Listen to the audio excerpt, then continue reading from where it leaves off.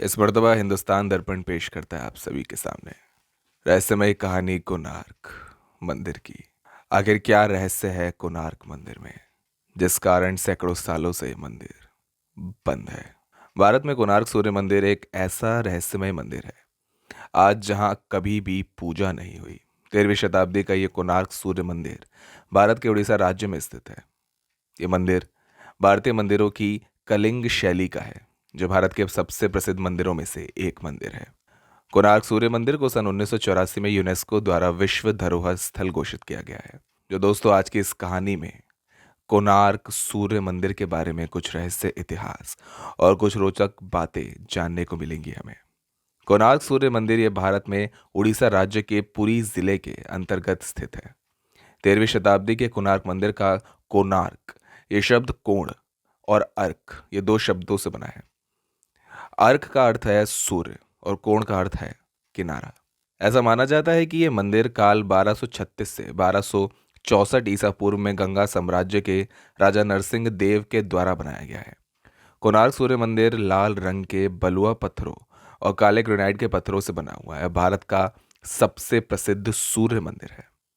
कलिंग शैली में इस सूर्य मंदिर को भगवान सूर्यदेव के रथ के आकार में बनाया गया है, जिसमें एक जैसे पत्थर के 24 पहिए और 7 घोड़े बनाए गए हैं।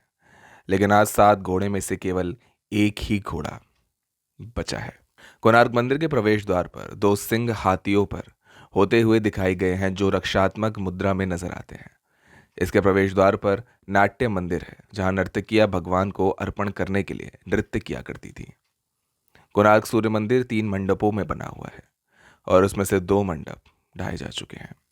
लेकिन तीसरे मंडप में जहां मूर्ति थी, वह अंग्रेजों ने भारतीय स्वतंत्रता के पहले ही रेत और पत्थर भरवाकर सभी द्वारों को बंद कर दिया, क्योंकि वह मंदिर क्षतिग्रस्त ना हो पाए। इसी कारण से इस मंदिर में भगवान सूर्यदेव की 3 प्रतिमाएं हैं, जो एक ही पत्थर से बनी है। पुराणों के अनुसार श्री कृष्ण के पुत्र सांब को उनके श्राप से कोढ़ रोग हो गया था। इस श्राप से बचने के लिए ऋषि कटक ने उनको सूर्य भगवान की पूजा करने के लिए कहा। उस वक्त साम ने मित्रवन में चंद्रभागा नदी के तट पर 12 वर्षों तक कड़ी तपस्या की और उन्हें सूर्यदेव के दर्शन हुए। इसके बाद सूर्यदेव उनसे काफी प्रसन्न हुए, इसलिए साम ने सूर्य भगवान का मंदिर निर्माण करने का निश्चय किया। चंद्रभागा नदी में स्नान करते समय उन्हें सूर्यदेव की एक मूर्ति मिली, जो देव शिल्पी श्री विश्वकर्मा ने बनाई थी, और ये मूर्ति सूर्यदेव के शरीर के भाग से ही थी। इस मूर्ति को उन्होंने अपने मित्रवन के मंदिर में स्थापित किया। तब से इस स्थान को पवित्र माना जाता है। यह मंदिर सूर्यदेव अर्थात अर्क को समर्पित था, जिन्हें वहां के लोग बेरंची नारायण कहते थे। वैसे देखा जाए तो यह मंदिर चंद्रभागा नदी के मुख में बनाया गया है, परंतु इसकी जल रेखा दिन व दिन कम होते हुए नजर आने लगी है। वास्तविक में यह मंदिर एक पवित्र स्थान है। इस मंदिर की ऊंचाई 229 फीट होने की वजह से 1837 में इस मंदिर पर विमान गिर जाने की वजह से इस मंदिर का थोड़ा बहुत नुकसान भी हुआ था। इस मंदिर में 128 फीट लंबा एक जगमोहन हॉल है, और इसकी एक खास बात तो यह है कि वो हॉल आज भी जैसे का तैसा ही है, बिल्कुल ऐसा। आज की स्थिति में इस मंदिर में और भी कुछ हॉल्स हैं, जिसमें नाट्य मंदिर और भोग मंडप है। इस मंदिर के आसपास एक महादेवी मंदिर और वैष्णव समाज के वैष्णव समुदाय के 2 मंदिर पाए गए हैं। ऐसा माना जाता है कि महादेवी मंदिर ये सूरज भगवान की पत्नी का मंदिर है, और वो कोणार्क मंदिर के प्रवेश द्वार के दक्षिण में स्थित है।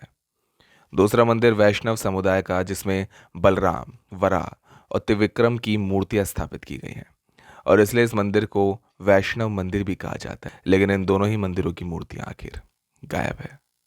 ऐसा माना जाता है कि कई कथाओं के अनुसार इस मंदिर के शिखर पर एक चुंबकीय पत्थर लगा है, और उसके प्रभाव से कोणार्क के समुद्र से गुजरने वाले सागर पोत इस ओर खींचे चले आते हैं, और इसकी ओर खींचे चले आने की वजह से उन्हें भारी क्षति होती है। लेकिन अन्य कथा के अनुसार इस पत्थर के कारण पोतों के चुंबकीय दिशा से निरूपण यंत्र सही दिशा नहीं बताते।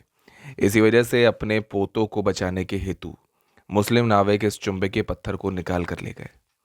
यह पत्थर एक केंद्रीय शिला का काम करता था, जो मंदिर की दीवारों के सभी पत्थर संतुलन में रखता था। लेकिन इस पत्थर के हटने के कारण मंदिर की सभी दीवारों का संतुलन आखिर खो गया, और वे सारी की सारी दीवारें गिर गईं। लेकिन ऐसी किसी भी चुंबकीय केंद्रीय पत्थर का अस्तित्व कोई ऐतिहासिक घटना में उपलब्ध नहीं है। कोणार्क सूर्य मंदिर भगवान सूर्य को समर्पित है। इसी कारण इस मंदिर में सूर्य भगवान की पूजा की जाती है। यह मंदिर एक विशाल रथ की तरह है और यह मंदिर अपनी कलाकृति और इनमें लगे हुए कीमती धातुओं के उपयोग के लिए जाना जाता है। माना जाता है कि कोणार्क मंदिर को पहले समुद्र के किनारे में बनाया गया था, लेकिन समंदर धीरे धीरे कम होता गया और मंदिर भी समुद्र के किनारे से थोड़ा दूर हो गया।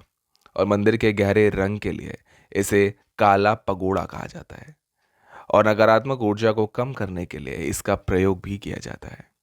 यहाँ बनवाई गई मूर्तियों को बड़ी खूबसूरती और सेक्स के साथ दर्शाया गया और वह पूरी तरह यौन सुख का आनंद लेती गई दिखाई देती हैं। लेकिन इन मूर्तियों के बाहर तक ही सीमित किया गया है, कारण जब भी कोई मंदिर के गर्भगृह में जाए तो वो अपने सांसारिक सुखों को बाहर ही छोड़ाए। कोणार्क मंदिर के प्रवेश द्वार पर दो बड़े शेर बनवाए गए, जिसमें हर एक शेर को हाथी का विनाश के लिए बताया गया। इस दृश्य में शेर गर्व का प्रतिनिधित्व कर रहा है और हाथी पैसों का। यह मंदिर सूर्य भगवान के रथ के रूप होने के कारण ही प्रसिद्ध नहीं है, बल्कि वो अपनी कामुक मुद्राओं वाली शिल्प कृतियों के लिए भी प्रसिद्ध है। ऐसी आकृतियां इस मंदिर के मुख्य द्वार मंडप के दूसरे स्तर पर स्पष्ट एवं कोमलता से बनाई गई हैं। कोणार्क सूर्य मंदिर भारतीय मंदिरों की कलिंग शैली का है, जो भारत के सबसे प्रसिद्ध मंदिरों में से एक मंदिर है। इसे सन 1984 में यूनेस्को द्वारा विश्व धरोहर स्थल घोषित किया गया था। ओडिशा राज्य का कोणार्क सूर्य मंदिर यह सम्मान पाने वाला अकेला मंदिर है जो यूनेस्को वर्ल्ड हेरिटेज साइट में शामिल है। तो दोस्तों, हमने इस कहानी से आप सभी को समझाने की कोशिश करी आखिर क्या है रहस्य कोणार्क मंदिर का। और भी ऐसी बहुत सी कथाएं जुड़ी है कोणार्क मंदिर से, जिनसे हम तमाम लोग अपरिचित हैं। कोणार्क मंदिर की एक कहानी सुनी आप सभी लोगों ने सिर्फ और सिर्फ हिंदुस्तान दर्पण पर, और ऐसी अन्य कहानियों को सुनने के लिए आप बने रहिए हमारे साथ।